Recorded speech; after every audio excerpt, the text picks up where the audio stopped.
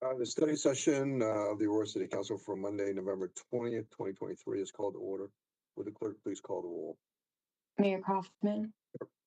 Councilmember Bergen. Here. Councilmember Coombs. Present. Mayor Pro Tem Gardner.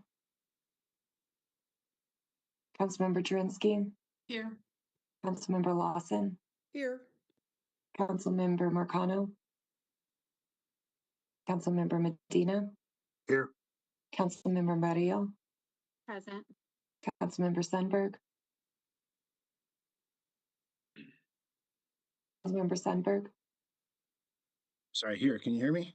Yes, thank you. Okay, thank you. Councilmember Savonic. Here. Okay, there is no mayor's update. Are there any issue updates? Next item is the approval or the consent calendar, items number 2A through 2I. Is there any objection to moving the consent calendar forward? Seeing none, the consent calendar will move forward. Items from the policy committee, item number 3A, employee policy book updates and revisions. Jen Lorenzen, Deputy Director of Human Services. Hi, good evening. As Mayor stated, my name is Jen Lorenzen, Deputy Director of Human Resources, and I'm here to provide an update on our revisions to the employee policy book. Claire, headphones then. It's good, babe. It's literally going to be done in 10 minutes. Okay. Please proceed. Thank you.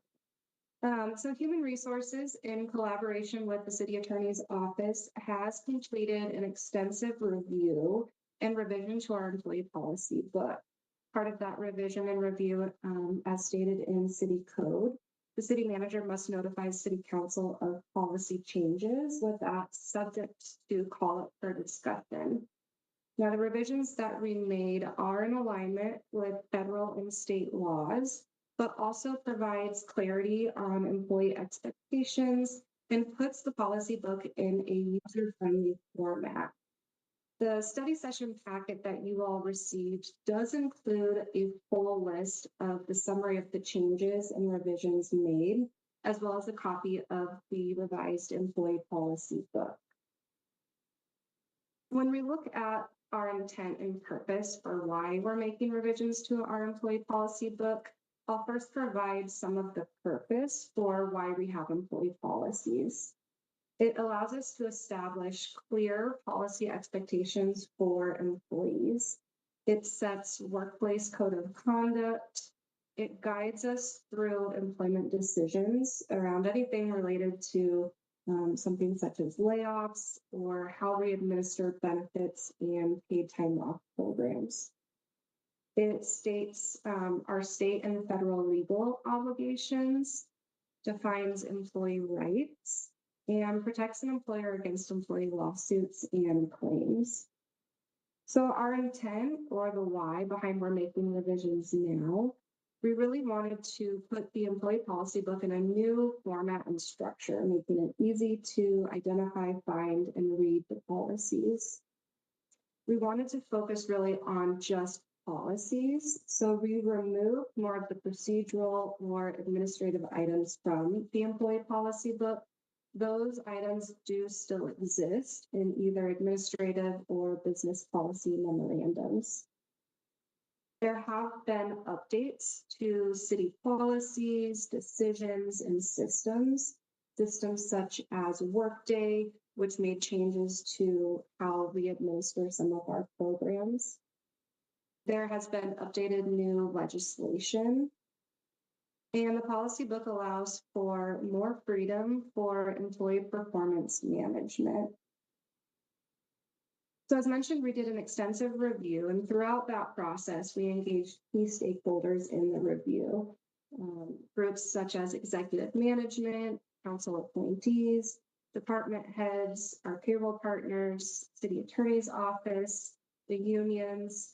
We presented at the Management and Finance Policy Committee tonight here with you all in study session, as well as engaging and utilizing an outside policy consultant. Now, the full list of summary changes and revisions made is outlined in the packet you all received, so I'm not going to go through those in detail, but this does show the full list of revisions that we made to the employee policy book. It covers a variety of topics and format, anything from just the title and the focus of the policies to policy updates around accommodations, employee conduct and performance, eligibility and usage of sick leave, payroll administration, and then updating and defining definitions throughout the policy book. And with that, I really will just open it up to City Council for any questions you may have regarding the revisions and updates to the employee policy book. Questions or comments from council? Just a comment, Mayor. Yes, I'm sorry. Bergen. Bergen. Yes, just want to say thank you for the presentation. I'm part of the M&F committee, and this obviously was presented, and I asked my questions there. And it's just really good for us to do an update on this. So thank you. Thank you. Further questions or comments? This is for information only. There's no action required on this by council, is there? That is correct. It is just an update. Okay. Further questions or comments? Seeing none, thank you very much for the presentation. Great job. Thank you. Thank you. Item 3B, Community Development Block Grant, CDBG, Acquisition Agreement, Aurora Housing Authority. Lisa Montoya, Communications Development Manager, Housing and Community Services. Good evening, Mayor and Council members. Alicia Montoya, Housing and Community Development Manager in Housing and Community Services. I do have a quick presentation for everybody, so give me just one moment to share.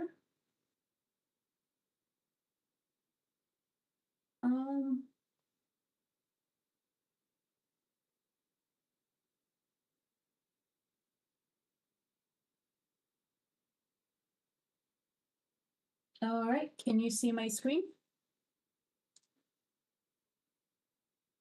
Yes. Awesome. This is a land banking opportunity partnership that we can do with the city of Aurora, with Aurora Housing Authority, I'm sorry. We have been doing a couple of efforts in regards to finding and identifying land that we can utilize for the purposes of building affordable housing. And so this is an opportunity that we found we could work with our housing authority in order to attain the land and be able to utilize it for future affordable housing development. The location of the land is on Ironton Street in East 25th Avenue. It's on Ward 1 in the area specifically in original Aurora, so it's a really good location for affordable housing purposes. The Housing Authority is requesting $1.2 million in CDBG funding, and we are recommending that we provide that $1.2 million in CDBG funds. Why we are specifically focused, as always, on our housing strategy and the recommendations and the goals that we have to meet for the housing strategy. When we're looking at these acquisitions or the utilization of our very limited HUD funds, we are looking at making sure that the transaction meets the needs of the housing needs of the community. We're looking at the demographics or the individuals that are being served.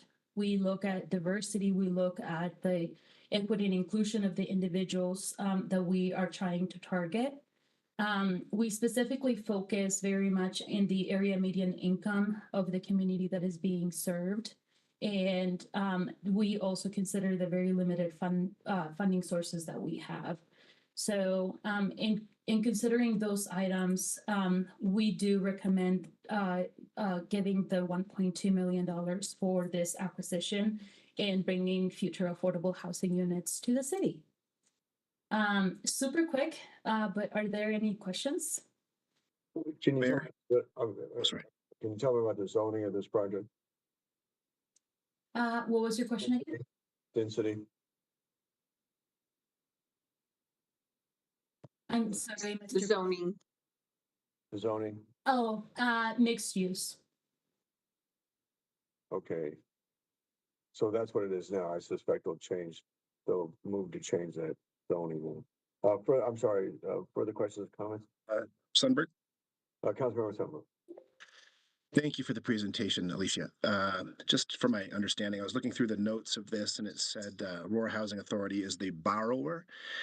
This is not a loan. This is more of a grant or a gift towards the land banking. Is that correct? We have to define whether we're going to do a grant or a loan, but yes, we define that in the agreement. So Aurora Housing Authority will not be paying it back or just receiving? Right now, we are mainly structuring these limited funds as a loan. So typically they would have to pay it back. There are rare occasions where, depending on the transaction or the type of housing that is being built, it may require that it's a grant. But my understanding is that we're probably looking at rental, which is usually a loan, and so they would have to pay it back. Thank you for the clarification. Well, Yes. follow up on Councilmember Summer's question, just for clarification. This is a loan to the housing authority? Yes, so we have two options. We can do a grant or a loan. At this point, for this specific type of funding, we would be looking at a loan. If Okay. there is a specific type that you want me to look into, I'm happy to. But yes, for right now, we're looking at a loan. Okay. Thank you for that clarification. Further questions or comments? Mayor? Councilmember Bergen? Yes, so we don't yet know what the project will actually be. Right now, we're just looking at land acquisition so that it's set aside in case or for when we would have the opportunity to do a housing unit, correct? Yes, yeah, and we are, because it's the housing authority, we know that it will be utilized for the development of affordable housing, but right now we're just providing the funding for the acquisition part of it. That's correct. Okay, so if that, I'm sure it will come to fruition, but if it didn't, then the land would stay with the city, it sounds like. It would be to the housing authority. The housing authority is the one purchasing it. We Oh. are lending the funding so that they are able to acquire it. It Okay. costs more than the 1.2 million. They are they are contributing the difference. Okay, great, thank you. Okay, if I could just follow a question. Because we have a problem with school districts sometimes where their grant, it's from a developer, but it's a requirement from us that, Councilmember Bergen and I dealt with this in her ward, where they get land to build a school and they decide not to build a school, and they have the ability to sell that land.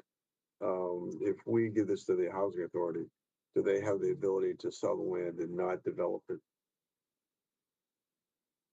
They have not necessarily, because in our agreement with them, we are stating that it has to be utilized for affordable housing purposes. So they would have to develop it. Okay. Further questions or comments? Okay, seeing none, is there any objection to moving item number 3B forward? Seeing none, item number 3B will move forward.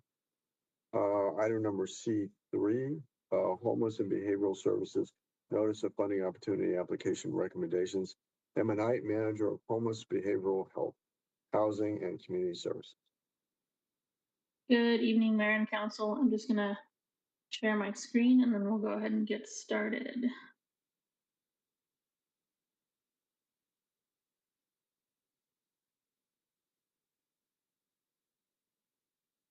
All right, are you all seeing my screen correctly? Great, thank you.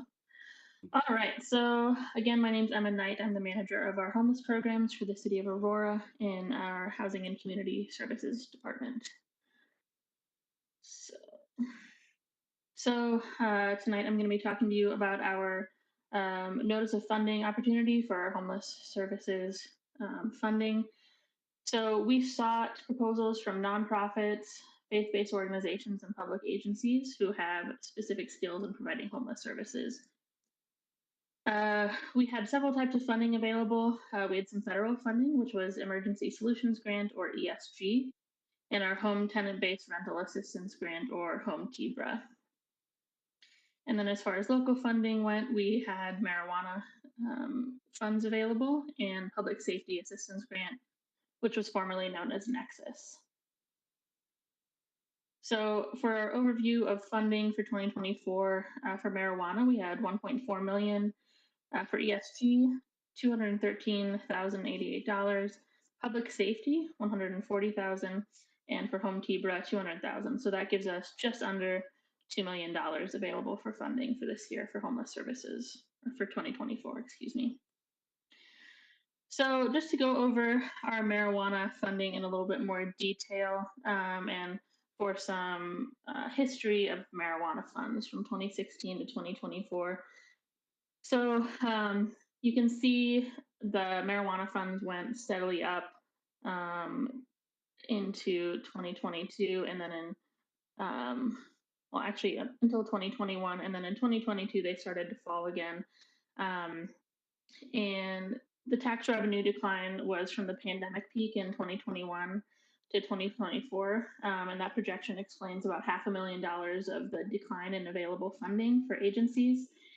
And we had some spending down of balance during the pandemic that was possible, and that was because of accumulated fund balance from 2017 and 2018 after the 2% sales tax rate was introduced in mid 2017. So before the marijuana tax revenue was allocated to homelessness, we originally just had general funds of $256,800 available, and that was to Comitas and the Aurora Housing Authority. And then in 2022, all the agency funding was moved into marijuana tax revenue. And in 2023, a portion of the general fund budget was used to move personnel from the marijuana tax revenue to general fund at a net zero cost. And we did this to free up dollars specifically for our agencies to use, so that there was more marijuana funds specifically to go to our agencies. And in 2021, we had some unused funds that carried forward into 2022. And that's why you'll see the 2022 budget was increased. And then the same thing happened in 2022 and carried into 2023. And about half of those unused funds that carried forward were from Mile High Behavioral Health Care. And these carry forwards allowed the city to spend 1.3 million in fund balance in 2023, and that kept the 2023 NOFO awards at the same level or similar, at a higher level, excuse me. So just a quick rundown of where we're at with marijuana funding as some background, so we know what we're talking about moving forward. So with our other funding sources, I just wanted to go over where that's been in the last couple of years as well. And those have pretty much stayed the same, other than a little bit of a decrease in public safety funds over the last 2 years. So the grants for 2024, we're doing on a 1-year cycle, and if awarded, the agency will receive an agreement and funds for 1 year. The previous grant cycle we had was for 2 years. So with our grant requirements, this year we require all agencies to use our Homeless Management Information System, or HMIS. And HMIS is a database that helps us keep track of our population of folks experiencing homelessness and kind of see trends and data and who we're serving and things like that. And then we also required reporting, and that includes quarterly reports and a single annual report. And then all payment requests that come to us from agencies must be submitted through Neighborly, and we're requiring at minimum a quarterly payment request. Otherwise, the fund or the invoices just pile up, and then it's a lot of work for our staff to process many, many months of payments at one time. And then last but not least, we are requiring all awarded applicants to provide at least one staff member to participate in the point in time count this coming year. And that will help us just make sure that the point in time count is productive and that we're getting out there with as many people as possible. And having more folks with experience in the field makes it a much more successful count. So we also had a lot of documentation required. But this was all the same documentation that we required the previous funding cycle, so it was nothing new to our participants and our applicants. Oops. All right, so application requirements, really we just required that they were complete. If we received an incomplete application, we were not going to process it unless we granted a waiver, which we did not need to grant any waivers this year. And let's see, we also required that even if applicants had submitted the same documents the previous cycle, we required them to resubmit them this year to have complete applications. So for our review panel, we started in September and October reviewing all of the applications. And the panel was made up of the following agencies. We had 4 folks from Aurora Housing and Community Services. We had 1 person from Aurora Finance Department, 1 staff member from Metro Denver Homeless Initiative, and that's who runs HMIS, and then 1 representative from Arapahoe County. So we received a total of 25 applications from 11 agencies, which in all, the request came out to over $5 million, and we only had, again, just under $2 million available to provide this year in funding. So as far as the review panel scoring went, there was a max score of 100 for agencies that applied for marijuana, home TBRA, and public safety.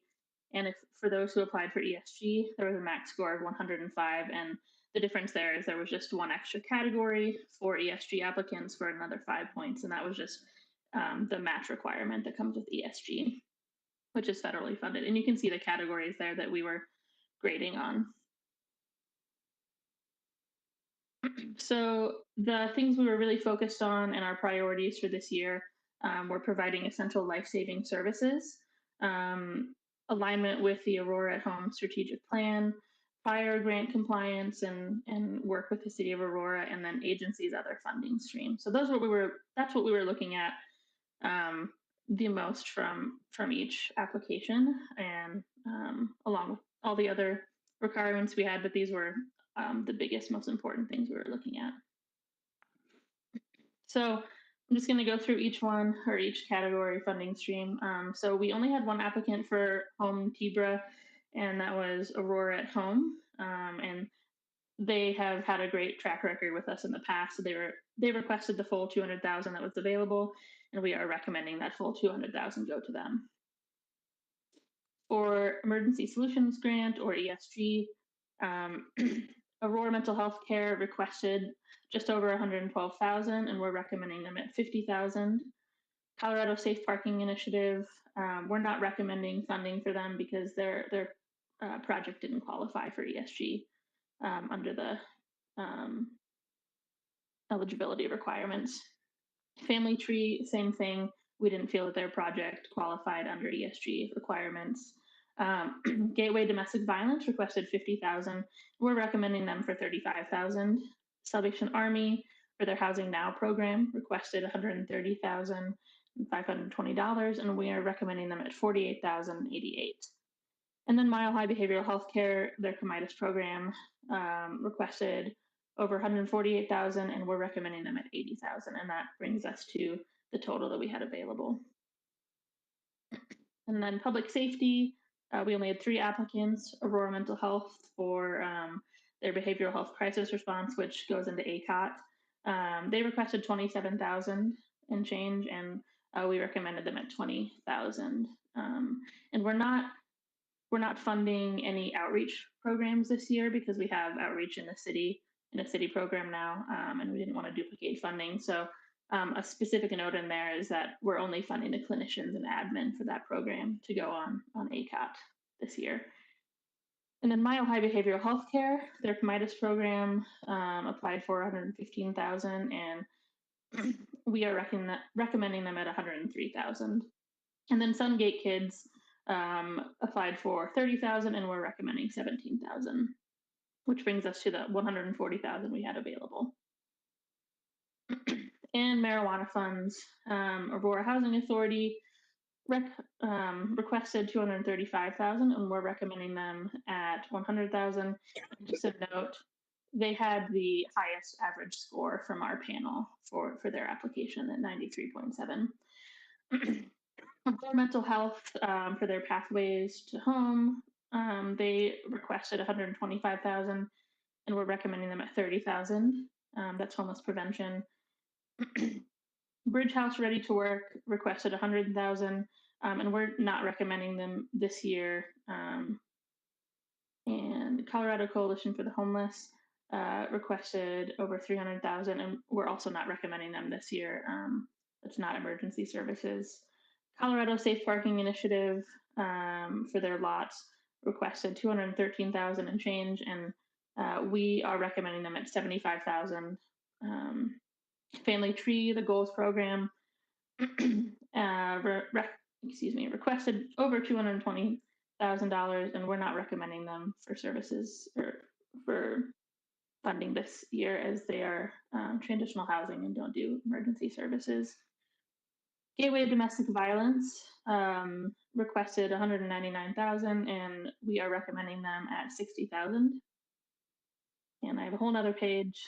So Mile High Behavioral Health Care, the next 5 are from them. So Comitus, they requested 500,000, and we're recommending them at 300,000. Their mobile case management, which is street outreach, as I said earlier, street outreach isn't being funded this year, so we're not recommending that one for funding, as it's not an eligible service. The Aurora Day Resource Center requested 500,000, and we're recommending them at 200,000. And I'll skip down to cold weather activation because that goes along with the ADRC. They requested 275,000, or excuse me, 252,000 for cold weather activation, and we're recommending them at 250,000. And then Colfax Community Network requested 275,000, and we are recommending them at 30,000. So Restoration Christian Ministries, who one of our safe outdoor spaces is located on their property, they requested 500,000, and we are recommending them for 175,000. And then Salvation Army's 2 safe outdoor spaces, they requested 500,000 for each, and we're recommending them at 90,000 for each of those. And that brings us to our 1.4 million that we had available. And as you can see, the requested amount from marijuana alone was more than $4 million. So requested per agency, this is just a breakdown of how much each agency requested total. And again, the total requested was over 5 million, and available was 1.9 million.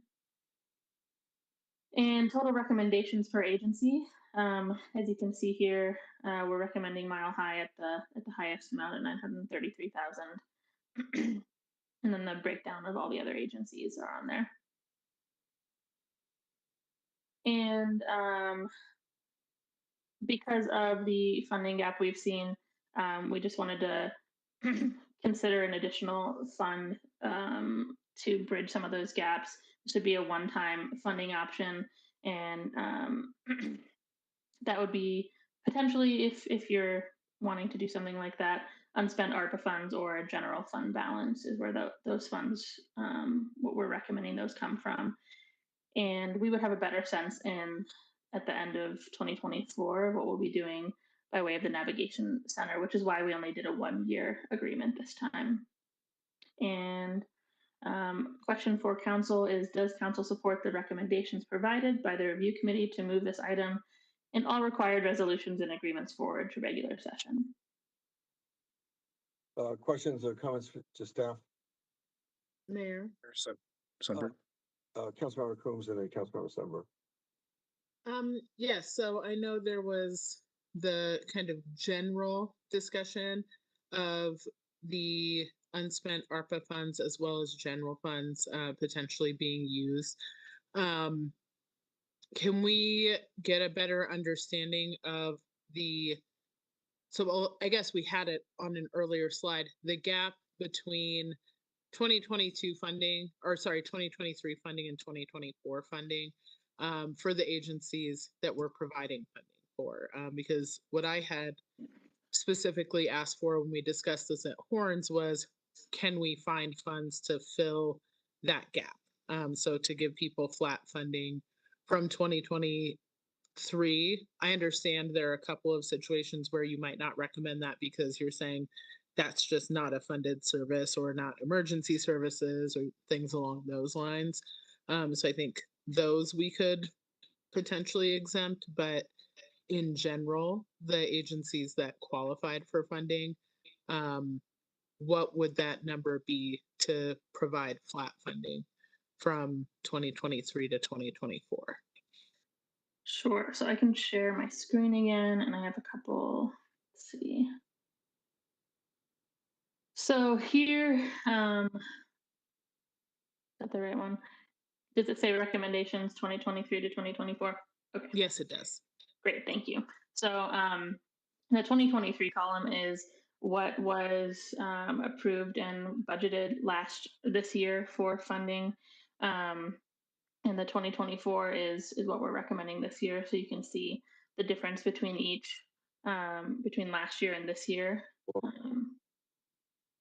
So I also have some recommendations that staff came up with for what we, I had received a general number of like 3,000 or 300,000 that was potentially available that I can share of recommendations that we had for where that funding could go if you'd like to see that.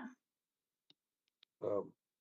Mayor, can I clarify? Please continue, and then Councilmember Sundberg. So there's only 300,000 that we're looking at allocating from the two, so from the unspent ARPA funds and the unspent general fund balance. Is that what you're saying? Nope. That was- This is Roberto. Can I jump in? Please. So Roberto Venegas, Deputy City Manager. So this is to your first question, Councilmember Coombs. This is level funding the gap between 2023 to 2024. So were you to just request to plus up that funding, that would be the gap between the difference between 2023 and 2024, per your question.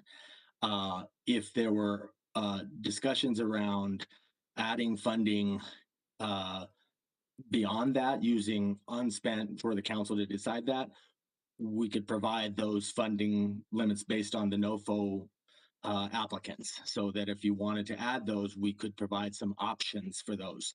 Not necessarily recommendations, it would just be options based on the applications that we received.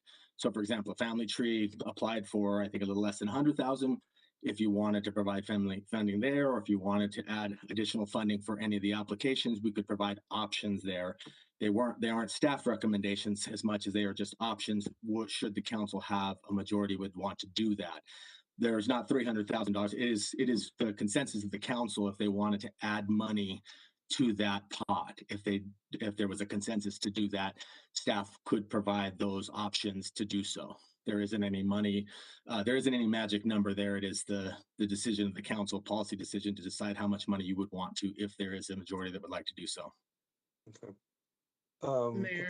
Councilmember Coombs.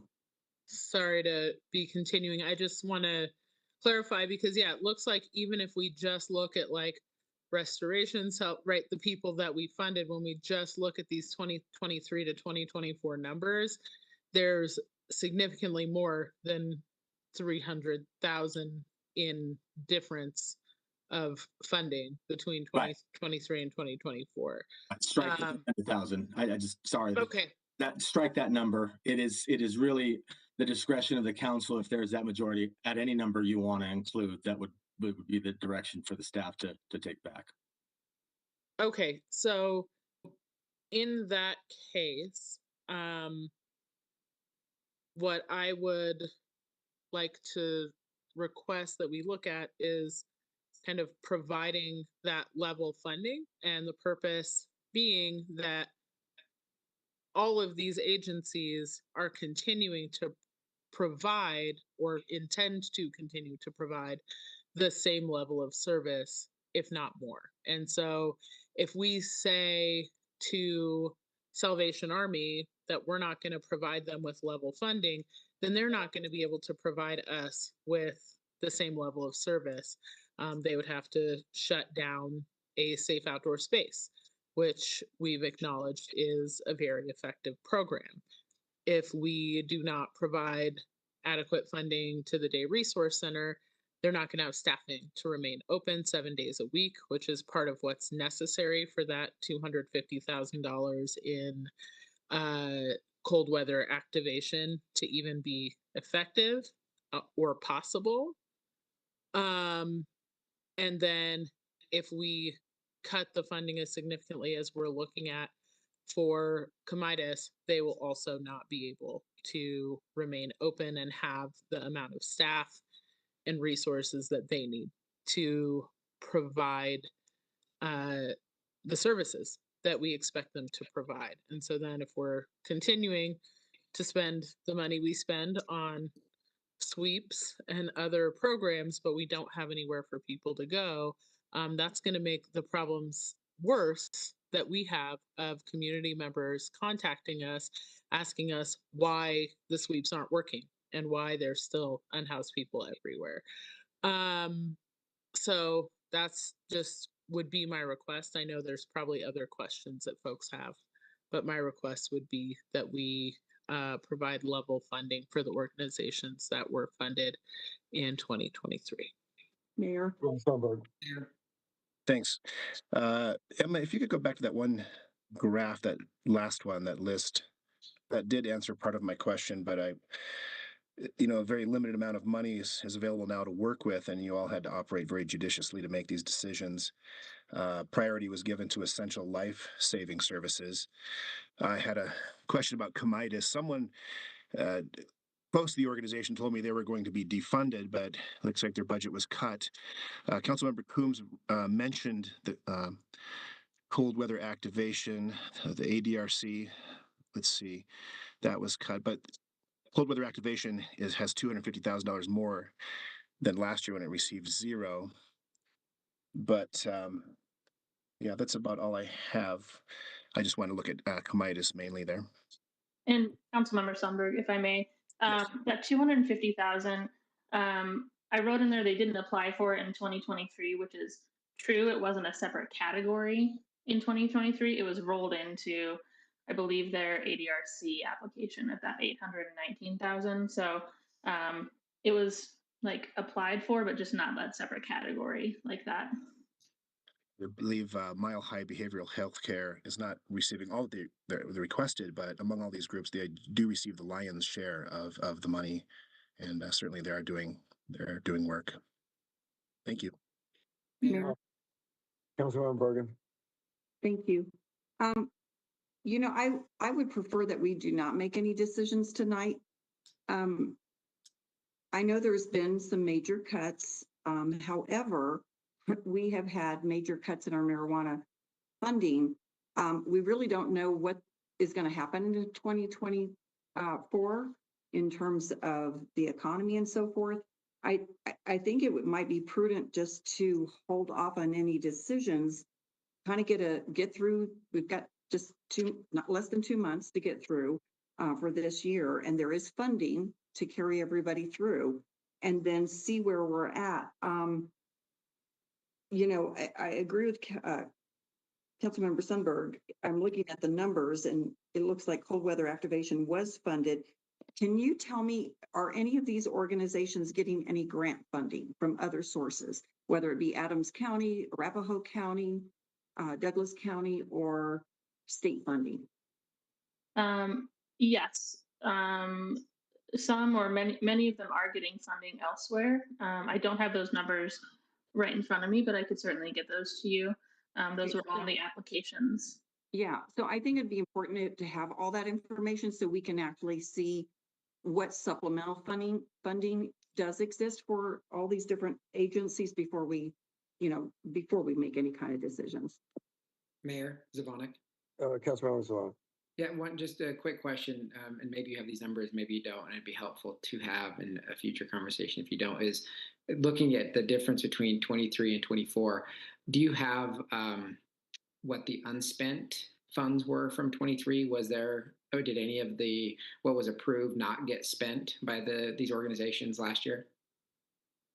Yes, that was some of the carry forward last year to this year, which is why we were able to maintain that higher amount. So, Right. So just sorry to interrupt, but just so quickly, could you show us what that level? Because I think that will give us a better sense of where they were last year in terms of what they actually spent to meet needs, as opposed to what was budgeted for them. Given that we are obviously gonna have less revenue to work with, I think it would be better to know what the actual target is for needs as opposed to just what we're budgeting. So knowing what they actually spent would be helpful. yes, we can pull those numbers. Thanks. Mayor. Councilmember Combs. So just a couple of things. I think the idea of just continuing to not make a decision is concerning because folks have to make decisions about their budgets and they have to decide whether or not to continue to staff their programs. And we're going to, regardless of what happens with the navigation campus, that's not going to be up and operational in time for these folks to not need to provide a full year of service to the city. And so if we wait, folks are going to have to make the decisions based on what we say we're funding them at, not based on what we maybe might fund them in 6 months. That's not how budgeting works. It's not how nonprofits work. So we can't just say, oh, well, maybe in 6 months we'll fund you. They can't keep their staff if that's what they are told is that we're going to significantly cut your funding. They have to make their decisions on the basis of what we offer now, not later. But also with respect to the unspent funds, Emma, how does that show up? Because every single year as the council representative to the Mile High Board, what we see is that by this time of the year, there's over $500,000 in outstanding invoices to Mile High Behavioral Health Care.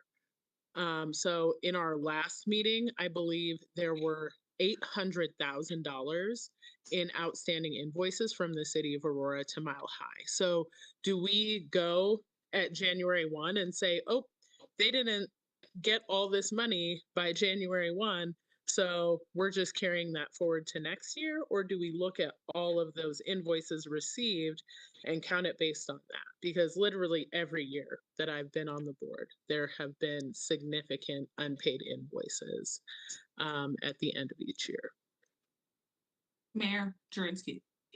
Well, Emma, could you respond to that first and then we'll go to Councilmember Jurenski. Yes, I'm not sure the exact way we pull that number. Kirsten, I see you're on here. Would you be able to answer that? Good evening, Council. I'm Kirsten Claspel from the Budget Office. Yes, we let carry forward those funds every year. Last year, I believe, Emma, we gave them another month to submit invoices that were for the 2022 NOFO, and we paid the invoices by the end of February. Okay. So, Kirsten, we're going off of the invoices received, not what we've paid out for. Is that what you're asking, Councilmember Coombs? Right. So I just want to make sure that folks are not being said they didn't spend that funding in a year just because the city was delayed in paying it. Councilmember Jurenski.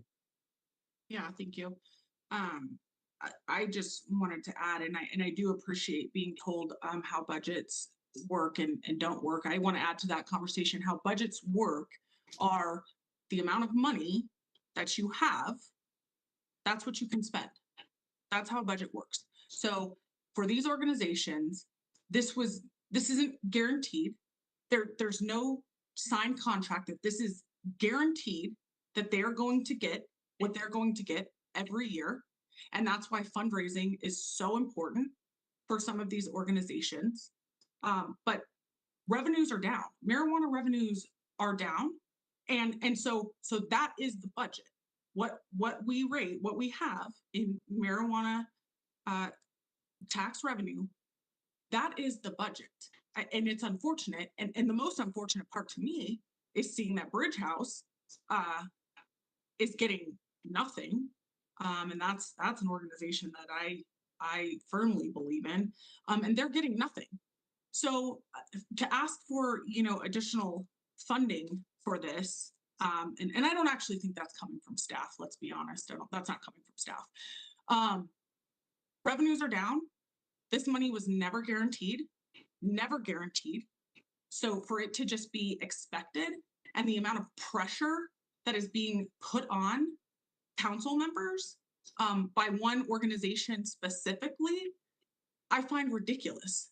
This is not guaranteed money. This is not just a guaranteed handout, and organizations also need to be fundraising. And another point was brought up recently, and I won't name names unless they want to name themselves, but we spend like half our time in this city and millions and millions and millions of dollars on a population in Aurora of, I think the last count was 630 people, something like that.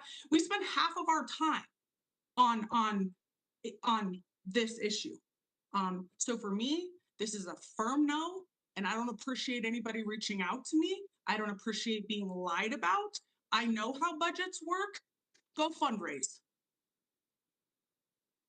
Emma, I think you did talk about some things that changed though. For instance, Mile High Behavioral Health was doing an outreach program, and now we're doing that with full-time employees. Is that correct? Yes, that's correct. Okay. What is Sungate? I thought that program was with children and to help them through a difficult time. What is Sungate? So yeah, Sungate Kids is working with children. That moved over when it was still Nexus funds that got moved under the Homeless Services NOFO. And Sungate Kids had been a long-standing service provider, I believe, that kind of got moved over with that fund, because that fund wasn't always only for homelessness, it was public safety. And it still is public safety, and it got moved under the homelessness NOFO. I don't see the relationship with homelessness, but Mayor. Let me ask one quick question. You mentioned unspent ARPA funds, but we have aren't all of our ARPA funds dedicated to whatever we do in terms of the campus at this time?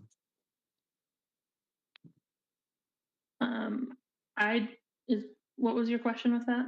Why aren't all of our ARPA dollars pretty much right now dedicated to the Navigation Resource Campus? Mayor, this is Roberto again. I think what we were referring to are other programs that you have allocated unspent ARPA funds to, like the business and security grant programs, the mental health grants, other programs that have not yet been all allocated that we were going to bring back to you. We had talked about this in the budget workshop, bring back to you for other decisions about how to spend those remaining funds. So not just for the funds that we had contributed to the Navigation Center, these were all the different programs that you had allocated into the ARPA program that either had remaining balances that we needed direction from council to recommit, repurpose. Well, let me answer this question. I don't see, well, marijuana revenues could change. Well, they may not. I mean, I think the federal government does its change in terms of recognizing it as a business, a legal business, and allowing it to expense items in turn that are not taxable. That might change some of it, but here's maybe staff could address this. If we're going to keep a lot of these agencies hold, some were stated weren't qualified for ESG funding, that weren't eligible. So take those off. You take the outreach program for Mile High Behavioral Health off. Let's say if we were going to make them whole, flat, not without an adjustment for inflation, then, but part of the problem there is that how do we may have a structural problem then on our budget because we're using one-time monies to fund operational programs. I wonder if you could respond to that. I'm not sure I understand your question. Could you rephrase it, please? Yeah, if we're using ARPA dollars as an example, unspent ARPA dollars, those are one-time monies. And so, if we're going to make them whole this year, it seems like we're gonna have a structural problem in our budget going forward that we need to address, in that we're using one-time monies to fund ongoing operational costs. Yep. It may be that, if we do, one of the options, where we're using an existing facility, for a navigation resource center, that, that, you know, we may be able to consolidate a lot of programs there in a more efficient manner, and spend less. I'm not sure, but I wonder if somebody could, speak to that. Mayor, I think you put your finger on, I think, where we were at in one of the last slides is the recommendations in which we put forth the two revenue sources, general fund balance or ARPA unspent, are one time. And we recognize fully that they are one-time monies for an operational use, and they be used as bridge funding, fully recognizing for the applicants, if council were to take that step, that we would say they would have to find a transition plan in order to fund into 2025, that this would be something of a transition if council were to take this option, for them to be able to look for an alternative source, unless, and we would have to come back to council with some other structural change in which we would have a policy discussion with council to add in another revenue source that would be ongoing. But at this point, we don't have that option right now. The only thing we have is the two one-time sources that we would have to be very clear with any applicant, that it would be for a bridge funding, for lack of a better phrase, in 2024, until they were to find a different revenue source, fundraise, find a different option in 2025. Also with your caveat that we would have a better understanding with the navigation center, or more information on what we were doing with the navigation center about our service provider needs. Okay. I assume that their budgets are all on a calendar year and not on a. Yes, these would be January to December operating agreements. And so we would be into 2024, and then in 2025, we would be entering into different agreements. I am a little concerned about the lateness of this decision in terms of how it affects their respective organizations. But I'm also very cognizant that we can't use one-time monies to fund ongoing operating expenses. And this would clearly, if we did use any monies, it would clearly we'd have to really stress, and I think that this might be the subject of an entire workshop, to be able to figure out a direction going forward that fits within our ability to fund ongoing operating programs. Further comments or questions? Yeah. Mayor Gardner. Mayor, I was waiting. Oh, sorry, Councilmember Bergen, then Mayor Pro Tem Gardner. Yeah, I go back to what I said originally, which is we don't really have all the information. I'd like to know what other funding sources exist for all these organizations. If they have grants from the counties, from the state, from fundraising. And then I'd like to know, is Arapahoe County contributing anything? Is Adams County contributing anything? And I am concerned about next year. You know, the budget's balanced, but there's a lot of things happening in our world. And I don't know if we're going to end up in a bad situation. And just a reminder, there are close to 400,000 residents in the city of Aurora that have other needs that we also need to be cognizant of. I know we're always asking for rental assistance to help people get through bad situations. And I just think we need to hold off on any budget decisions tonight. Councilmember Bergen, what time frame are you thinking about? I guess staff, I don't know how long staff needs to gather the information that I've requested. That won't take me very long to gather that information. I could have that. I mean, I'm probably thinking by by Wednesday. January. I would like to look at it in January. That's into the next calendar year. It's into the next budget, though. Right. So is anyone not having, do any of these organizations not have any money for 1.5 months? If so, they have not budgeted well. Well, Mayor Pro Tem. Thank you, Mayor. Yeah, I agree with Councilmember Coombs that these organizations, need to know what they're working with when the year starts in 2024. That being said, we have part of being a good policymaker is you have to make decisions based on limited resources. And just in my 4 years on council, there are several examples of times where we've had to cut core city services.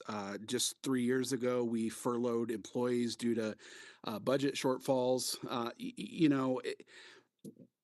I am not in favor of taking general fund dollars or one-time ARPA dollars to backfill grants. Grants are never intended to be, nor were they promised to be, permanent funding.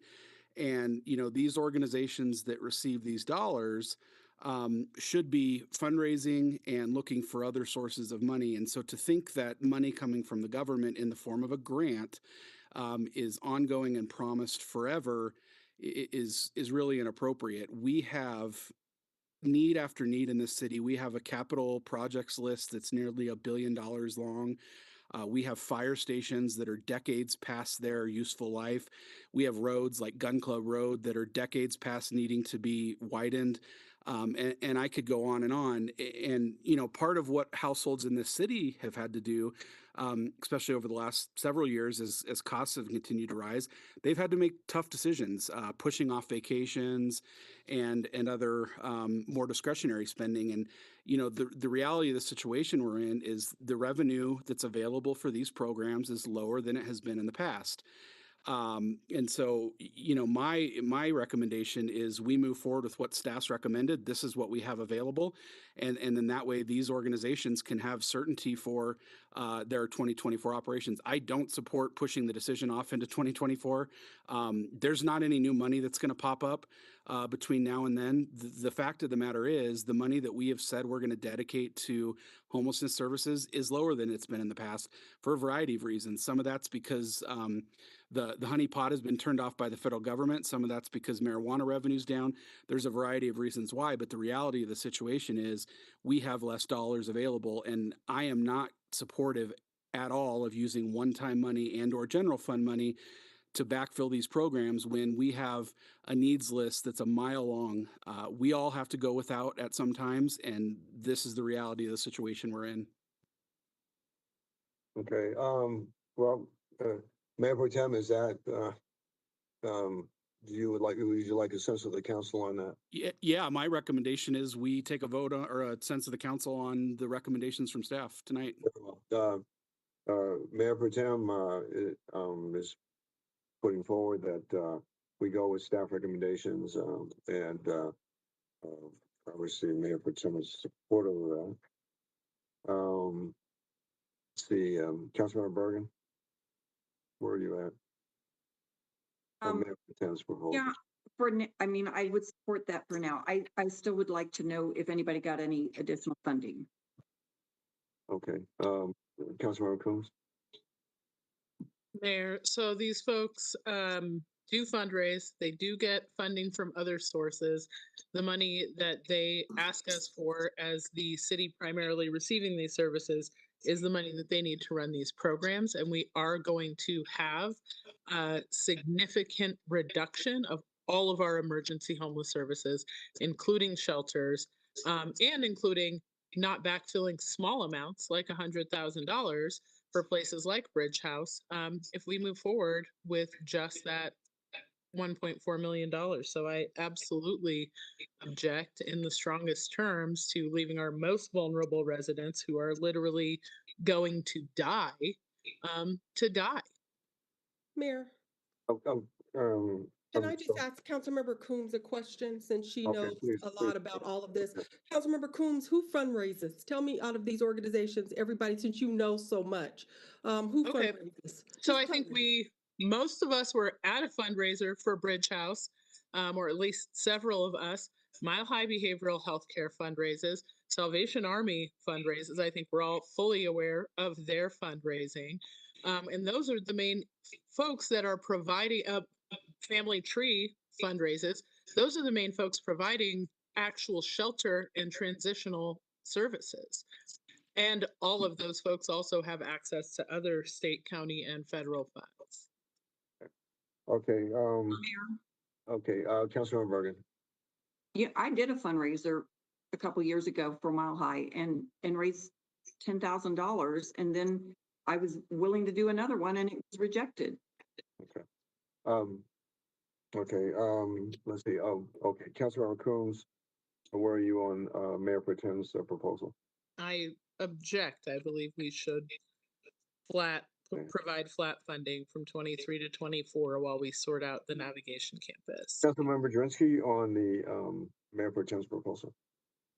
I just want to clarify though, because in the end of that, staff was making an ask of using the one-time fund. So I want to clarify, it's staff's recommendation on funding without the additional one-time funding. This is the Mayor Pro Tem's proposal is without any one-time funding. Yes, I'm supportive of that.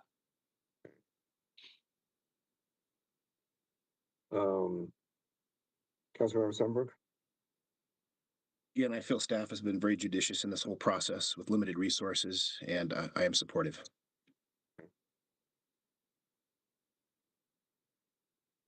Councilmember Lawson. I support Mayor Pro Tem's proposal.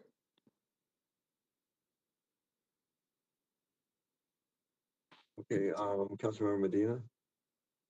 No. Councilmember Rio. Thanks, Mayor. I just want to be clear that I support where Councilmember Coombs is coming from in terms of bridge funding. It's hard to fundraise money especially for these types of services. It's not like there's new revenue sources or funding sources that just like open up.